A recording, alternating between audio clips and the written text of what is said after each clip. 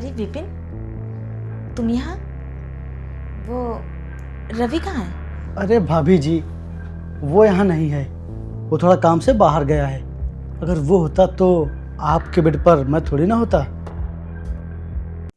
भाभी जी, घर में आपके और मेरे अलावा कोई भी नहीं है, इसलिए आज हमारे पास बहुत ही अच्छा मौका है। मौका? कैसा मौका? अरे भाभी जी, आप इतनी भी नादान नहीं हैं। सब कुछ समझती हैं आप, बस नादान होने का बहाना कर रही हैं। वैसे भाभी जी, आपकी शादी को कितने 4 साल हो गए हैं, लेकिन वो रवि अभी तक आपको बच्चे की खुशी नहीं दे पाया है। आपका कितना मन होता होगा ना कि मैं बच्चे के साथ खेलूं, टाइम स्पेंड करूं, और जब आप घर में अकेली रहती हैं तो आपको अकेलापन कितना सताता होगा। इसलिए भाभी जी, मैं चाहता हूं कि उस बच्चे की खुशी और बच्चे की कमी मैं पूरी करूं।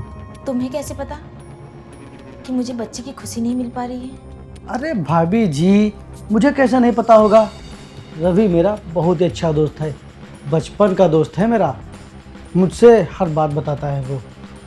इसीलिए मैं आपसे कह रहा हूँ, आप ना मेरे पास आ जाओ, मैं आपकी ये कमी पूरी कर दूँगा। और वैसे भी रवि बाहर गया है, उसे आने में लगभग 1-2 घंटे लग जाएंगे। तब तक आप समझ रही हो ना।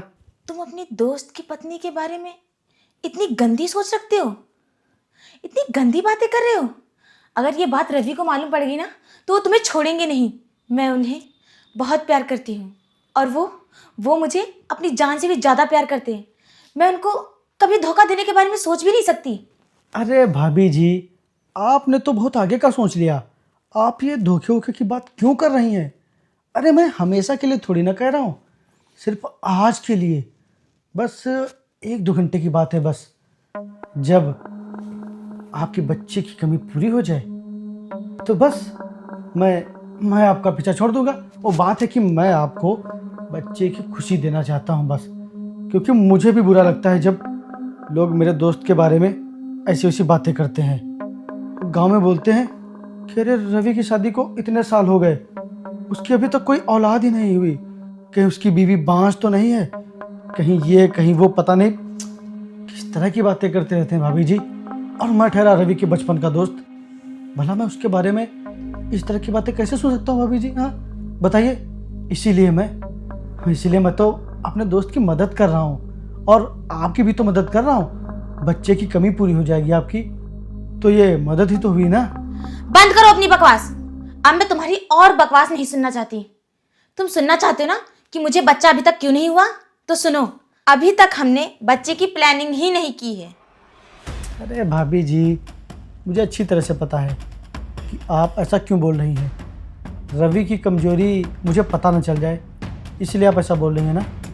तो भाभी जी, आपको फिक्र करने की कोई भी ज़रूरत नहीं है। ये बात बाहर किसी को भी पता नहीं चलेगी। अरे किसी को कानों कान खबर नहीं होगी। आइए आप। बंद कर अपनी बकवास। मैं तुझसे इतनी देर से तमीज से बात कर रही हूँ, तो इसका मतलब तू मुझे कुछ भी बोलता जाएगा, कुछ भी बोलता रहेगा। शायद मुझे लगता है कि तुझे तमीज हजम नहीं हो रही है। चल निकल मेरे घर से, अभी निकल। चल निकल मेरे घर से। अरे भाभी जी, उठ, मैंने कहा निकल। भाभी जी, आप ये क्या कर रही हैं? देखिए, आज रवि भी घर पर नहीं है। इससे अच्छा मौका हमें फिर कभी नहीं मिलेगा। मेरी बात समझिए आप। अगर तू चाहता है कि मैं रवि के सामने तेरी बेइज्जती ना करूं तो चल निकल यहाँ से। रुक जाओ काजल।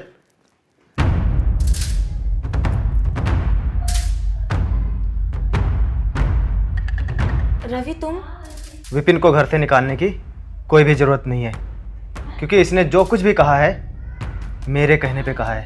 क्या तुमने ये सब कहा था इससे बोलने के लिए? लेकिन क्यों रवि? काजल, तुम्हें पता तो है मैं ऑफिस के काम से ज़्यादातर बाहर ही रहता हूँ और तुम घर में अकेली रहती हो। इसीलिए मुझे शक हो रहा था कि तुम्हारा कहीं दूसरे के साथ चक्कर तो नहीं चल रहा है, कहीं तुम अकेलेपन से बोर तो नहीं हो जाती हो। इसीलिए मैंने ये सब किया, और विपिन को ये सब कहने के लिए मैंने ही बोला। लेकिन आज मेरा शक पूरा यकीन में बदल गया है। आज मुझे तुम पे और तुम्हारी पवित्रता पे पूरा भरोसा हो गया है। काजल मुझे माफ़ कर दो, जो मैंने तुम पे शक किया। आज के बाद तुम पे कभी शक नहीं करूँगा। माफ़ कर दो मुझे।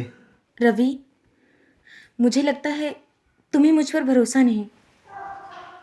मैं तुम्हें एक बात बता दूं, रिश्ते भरोसे से चलते हैं, शक करने से नहीं।